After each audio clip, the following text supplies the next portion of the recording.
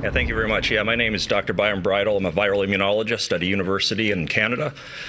And first, I just wanted to address the question that was just asked. So, from a scientific perspective, what I can tell you is after this conference, from my experience of the past 2 years, inevitably, everybody who spoke yesterday will be accused of having disseminated misinformation.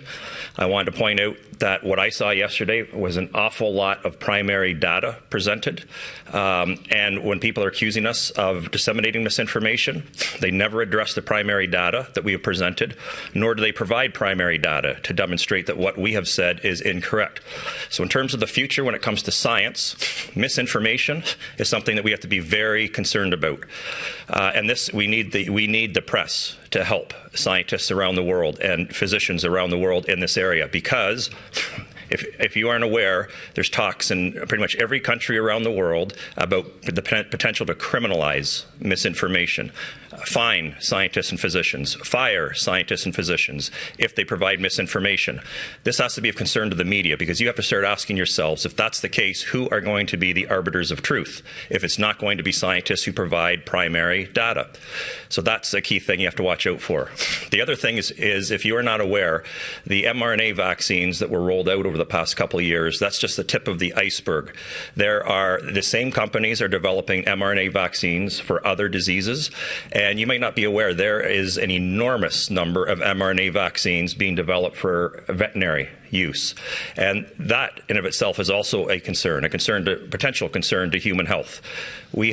So for example, we know that the mRNA vaccines can get into human breast milk.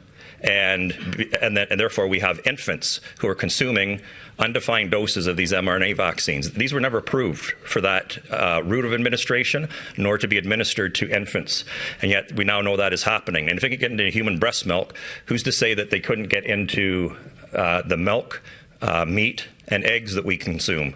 So I'm telling you, based on what I saw yesterday, there needs to be an immediate moratorium on mRNA vaccine technology until the very many legitimate scientific questions that have come up about this technology over the last 2 years can be definitively answered. And I'd just like to end with this. The thing I most appreciated about my experience yesterday was the fact that these MEPs here, these are heroes to me, and you should not only be proud of them here in Europe, but these are political leaders around the world, I can tell you.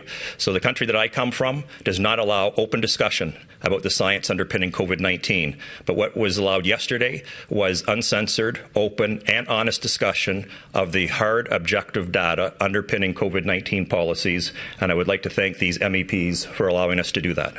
Thank you.